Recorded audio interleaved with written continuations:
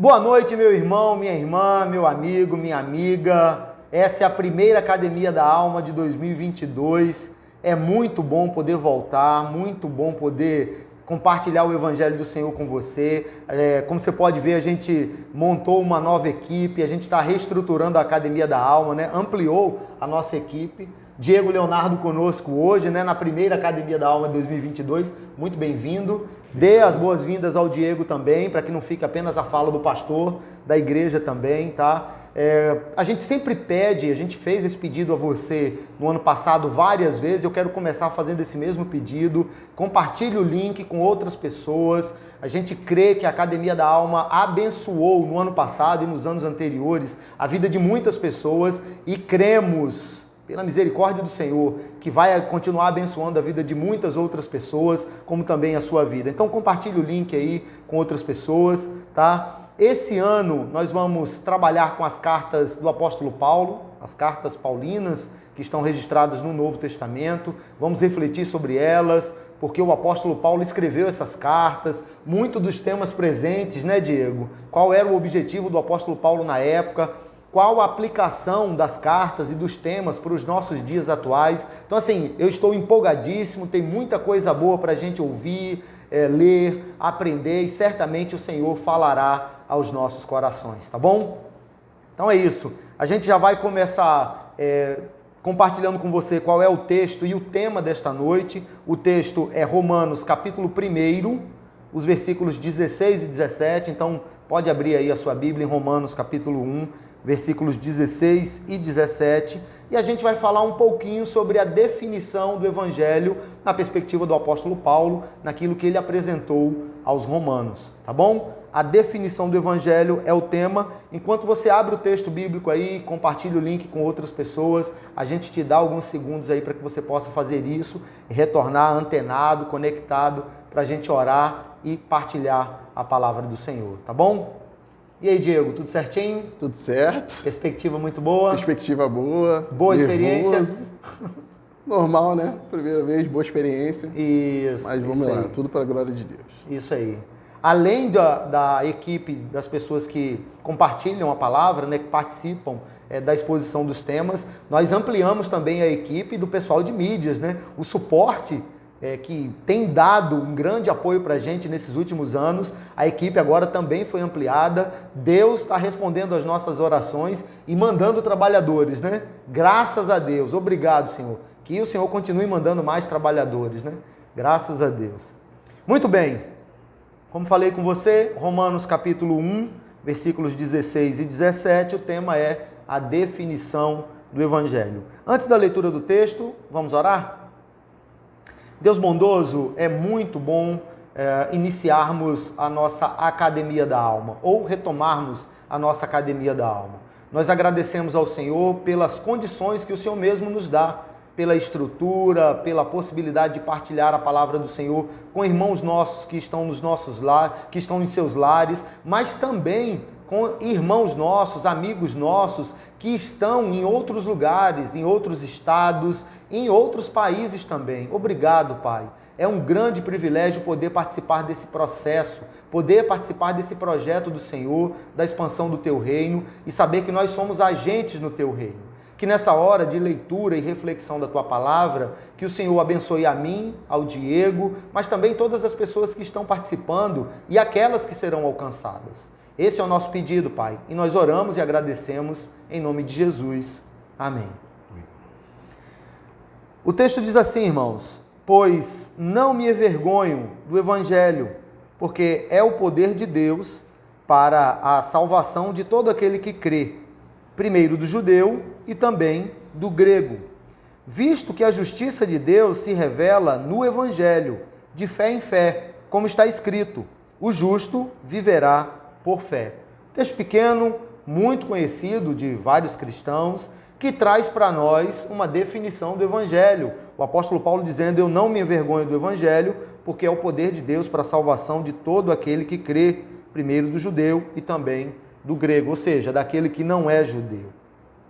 Me permita iniciar compartilhando, e aí a gente vai conversando aqui, eu e Diego, mas partilhar com você algumas informações que são importantes para nos situar. Essa carta ela foi escrita pelo apóstolo Paulo em sua terceira viagem missionária. E o ano aproximado em que a carta foi escrita é 55 depois de Cristo, obviamente, né? Que carta é essa? Essa é uma carta que foi escrita para um grupo de cristãos, os cristãos de Roma, crentes que habitavam em Roma.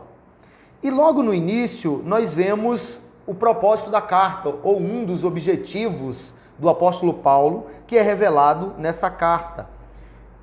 O texto no capítulo 1 fala para nós que Paulo orava pelos seus leitores, orava pelos crentes de Roma incessantemente. Eu achei isso muito legal, Diego. Legal. Incessantemente, ou seja, Paulo não interrompia as suas orações pelos crentes de Roma. Muito legal, né? Quanto tempo, Diego, a gente ora por um determinado motivo? Quanto tempo a gente ora por cristãos que são perseguidos, por exemplo, né?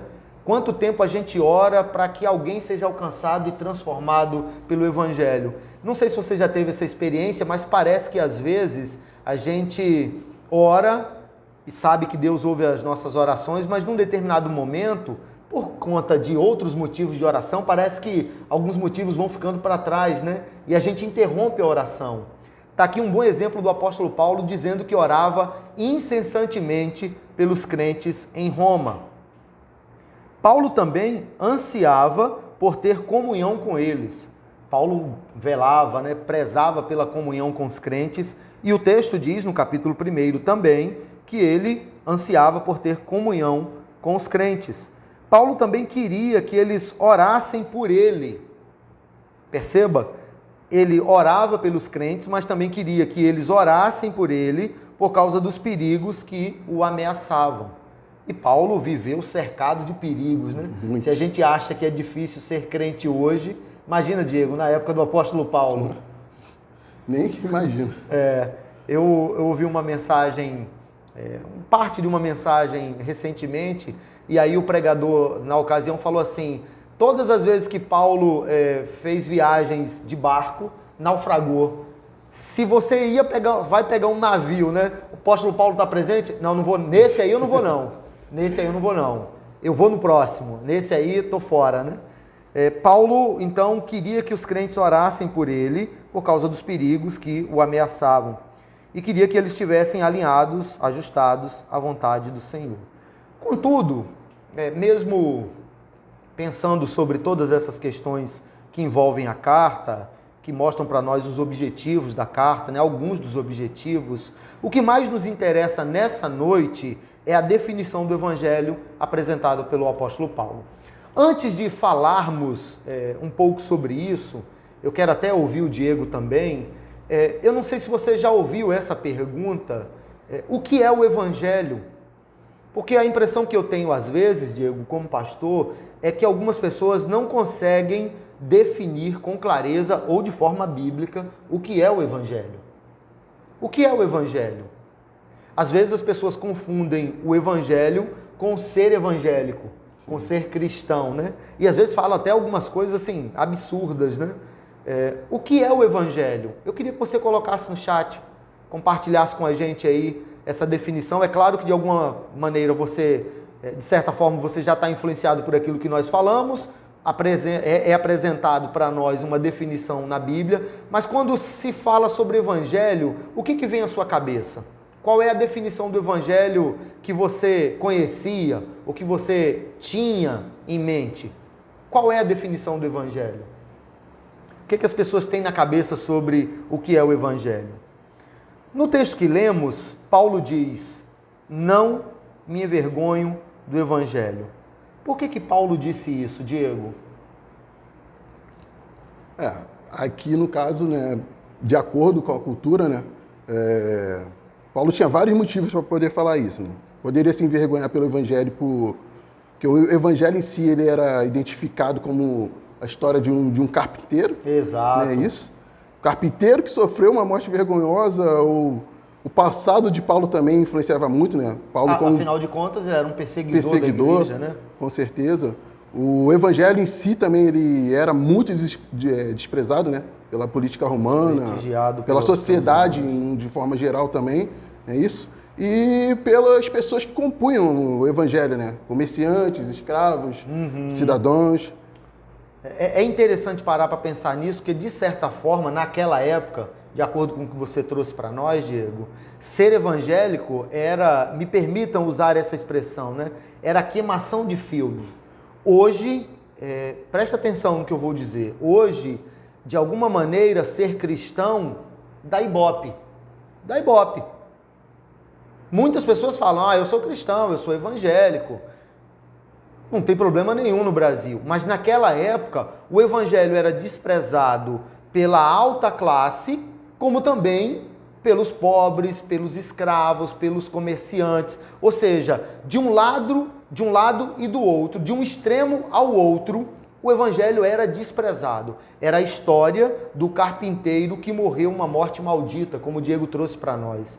Então, ser evangélico naquela época era queimação, não era coisa boa. O apóstolo Paulo, então, tem motivos, razões para se envergonhar do evangelho. Sim. As pessoas naquela época, de alguma maneira, poderiam ter motivos e razões para se envergonhar do evangelho, para não falar nada sobre o evangelho. Mas tem outra pergunta que eu acho que é pertinente para esse momento, Diego. E nos nossos dias, será que ser evangélico, ser cristão, ser discípulo de Jesus, que eu acho que situa mais você e eu, porque a gente está numa caminhada de discipulado, nós da Igreja Presbiteriana de Tomás Coelho, né? A gente já vem numa caminhada de discipulado há algum tempo, então a gente vem mostrando o que é caminhar com Jesus. Ser cristão nos nossos dias, de alguma maneira, pode produzir alguma dificuldade em nossas vidas, Diego? Olha, na minha opinião, não só pode, como deveria produzir. Deveria produzir? Deveria produzir, na minha opinião. Segundo a Bíblia, né, desde o começo ali da formação da igreja em si, ali na perseguição, quando começou com a morte de Estevão, na verdade, um pouco antes da morte de Estevão, né, porque os apóstolos foram presos antes, aí Gamaliel mandou soltar os apóstolos, depois teve a morte de Estevão e a dispersão. Então, assim, desde sempre a igreja foi perseguida. Jesus advertiu que a igreja seria perseguida. Paulo advertiu que a igreja seria perseguida. Pedro advertiu que a igreja seria perseguida. E desde o longo dos anos, a igreja foi perseguida. Nos nossos dias, a gente olha e percebe assim, a igreja naquela época foi perseguida. Nos nossos dias, no Brasil, no Rio de Janeiro, é claro que assim, nossa Academia da Alma é internacional, tá? Ela alcança vários lugares, né?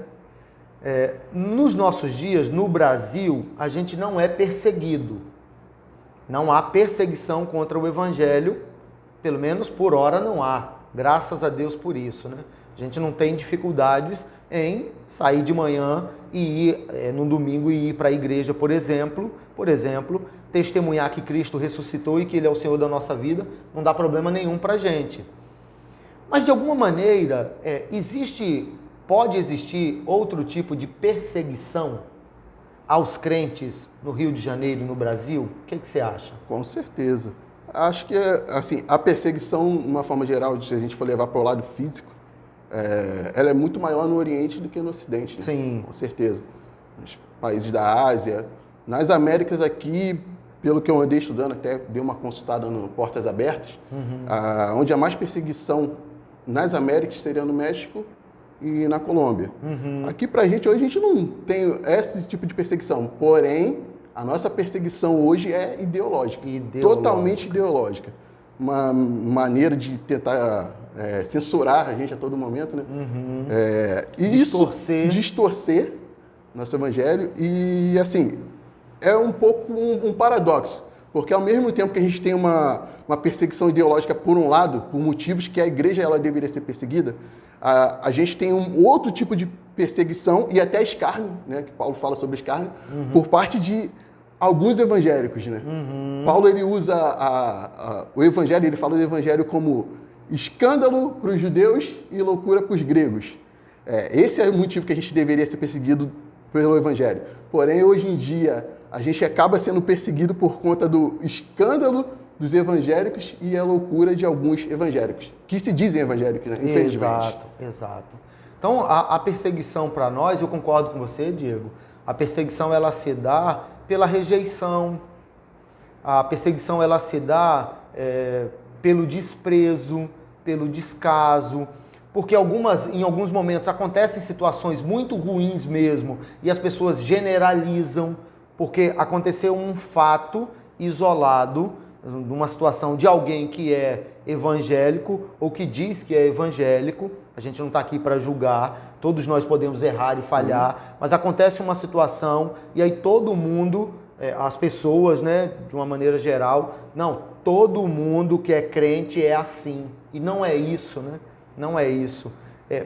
Do outro lado, a rejeição e a perseguição, o desprezo também pode acontecer por você, de alguma maneira, se posicionar de uma maneira contrária a algo ruim, algo errado, algo equivocado. Se você se posiciona, e eu conheço a história, cara, assim, de várias pessoas, inclusive crianças. Crianças que num ambiente escolar, por exemplo, na escola, adolescentes, jovens, na faculdade, que dizem, não, isso é um equívoco, isso é um erro, são desprezados e viram motivo de chacota por se posicionarem a favor do evangelho. Então a perseguição ela acontece, o desprezo, a rejeição acontece hoje, Só que qual é a fala do apóstolo Paulo para nós? Eu não me envergonho do evangelho porque é o poder de Deus para a salvação de todo aquele que crê. Eu não me envergonho porque eu sei que o evangelho é o poder de Deus, é a manifestação poderosa de Deus para a salvação da humanidade. O evangelho é a saída, na verdade é a única saída, porque o evangelho revela a história, a obra de Jesus Cristo. É por isso que é a saída e é a única saída.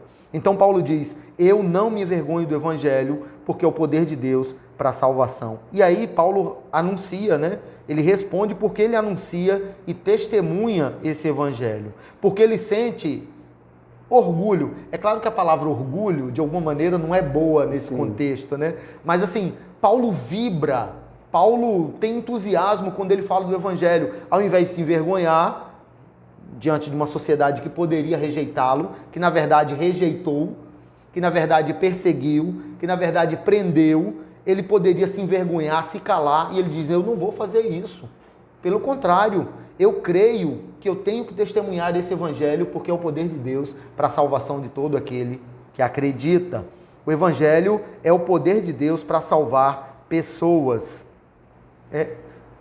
É interessante, quando eu olho para esse texto, Diego, e a palavra poder aqui, ela tem um significado, né? A raiz no original, né?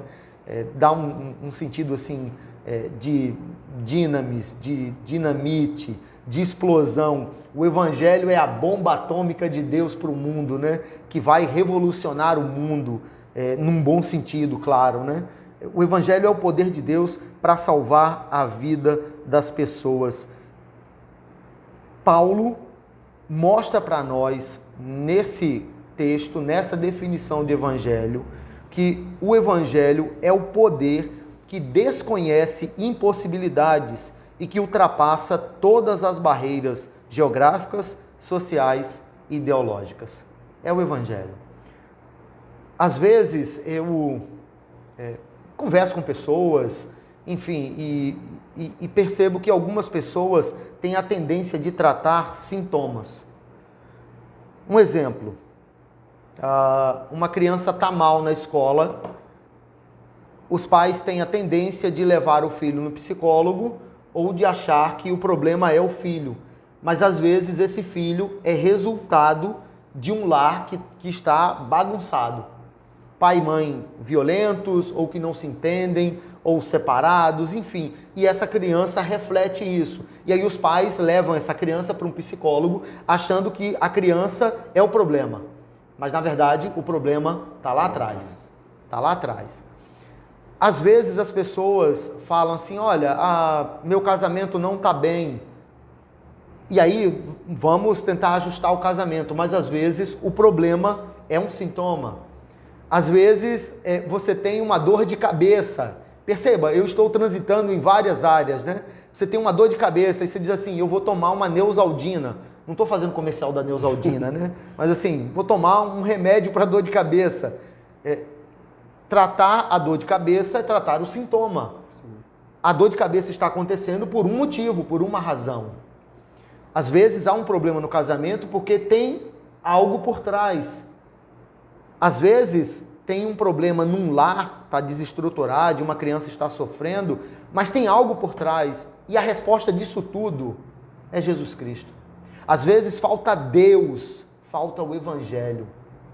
Falta o poder de Deus que não desconhece barreiras. Se o Evangelho chega, ele produz transformações. É por isso que o apóstolo Paulo disse, eu não me envergonho do Evangelho. Mas a grande questão para nós aqui, Diego, a gente vê que o apóstolo Paulo viveu um tempo em que havia religiões, seitas, muitas heresias circulando naquele tempo, né? Além disso, a política dos romanos, que era algo muito forte naquele tempo. Contudo, Paulo apresenta o Evangelho como o único caminho para a salvação. Paulo apresenta o Evangelho como a solução deixada por Deus para que o homem vivesse uma vida saudável e equilibrada. A pergunta que faço, então, para você, a gente vai debater eu e Diego, mas eu queria que você colocasse no chat, é o quanto você vibra com o Evangelho e o quanto você compartilha o Evangelho com entusiasmo. O quanto você é alcançado por notícias desagradáveis, por situações adversas, né, ruins, de vizinhos, de familiares, de pessoas que estão passando por dificuldade. Às vezes você chega numa padaria para comprar um pão e alguém compartilha com você uma dificuldade. O quanto você compartilha o Evangelho com entusiasmo, dizendo para as pessoas que o Evangelho é a saída, a única saída, que Jesus é o caminho, a verdade e a vida. Eu queria que você colocasse isso no chat. O quanto você compartilha o Evangelho com esse entusiasmo que ele merece, da maneira como Paulo fez, por exemplo. Será que hoje, Diego, e aí eu queria te ouvir, será que hoje nós temos o mesmo fervor e o mesmo entusiasmo? E olha que a gente não é perseguido como o apóstolo Paulo foi. Será que hoje a gente compartilha o Evangelho com o mesmo fervor, com o mesmo entusiasmo que o apóstolo Paulo compartilhou? Não, acredito que não. De uma forma geral, a igreja invisível, eu acredito que sim, mas a igreja visível... A gente está devendo, bem complicado, né? A gente fica devendo. A gente precisa melhorar. Eu concordo com você, eu acho que a gente precisa melhorar. Eu acho que às vezes falta brilho nos olhos, paixão, entusiasmo, para falar sobre o Cristo que desceu dos céus para dar vida ao mundo. É como Jonathan Edwards costumava falar, né? Luz na mente e fogo no coração. E acho fogo que no falta coração. Fogo no coração mesmo. Falta queimar o coração, né? Como os discípulos falavam que quando Jesus ressurgiu, ele falava com eles, queimava o coração. No caminho de Emaús, né? De Emaús. Não nos ardia o coração quando ele expunha as Escrituras, Exatamente. né? A exposição do Evangelho produz isso no coração das pessoas, né? Eu acho que a gente precisa fazer isso com mais entusiasmo. A gente está meditando, refletindo sobre a definição do Evangelho. O Evangelho é o poder de Deus para a salvação de todo aquele que crê, mas, sem dúvida, uma das aplicações práticas para nós hoje é que a gente precisa, como o apóstolo Paulo fez, transmitir o Evangelho, comunicar o Evangelho como a única verdade, como a verdade que liberta, como a única solução, a única opção, porque qualquer outro caminho diferente daquilo que Cristo estabeleceu vai dar problema. E a gente precisa fazer como o apóstolo Paulo fez. Paulo apresenta o Evangelho de Jesus como o único caminho que nos aproxima de Deus. Há pessoas que falam, né? Todos os caminhos levam a Deus. E a gente olha para o Evangelho de João no capítulo 14 e Jesus diz, eu sou o único caminho, a verdade e a vida. Ninguém pode levar alguém a Deus senão Jesus Cristo. É o Evangelho do Senhor. É o Evangelho. Esse texto também foi motivo, irmãos, de grande reflexão de Martim Lutero.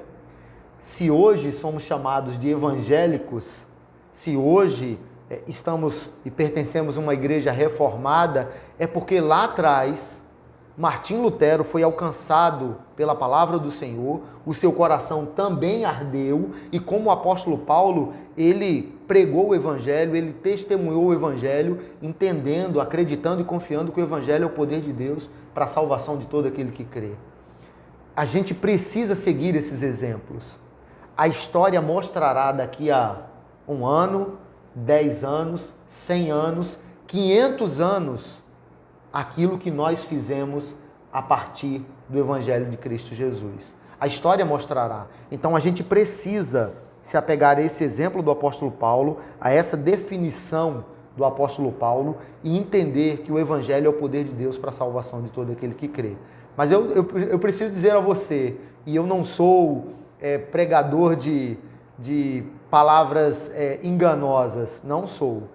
Pregar o Evangelho de Cristo, caminhar com Jesus, defender o Evangelho, testemunhar o Evangelho, não fará de você uma pessoa benquista em determinados lugares. Fará, Diego? De jeito nenhum. Muito pelo contrário. É bem o tema que a gente está falando. Você não receberá tapinhas nas costas. De maneira nenhuma. Escola, trabalho, universidade, na própria família, dentro dos nossos próprios parentes, círculo de amigos. Muitos são até abandonados, né? Exatamente. Muitos têm amigos, têm família, depois que se convertem, são abandonados. É o tipo de perseguição. São abandonados. Eu conheço histórias, não apenas uma, tá? De pessoas próximas.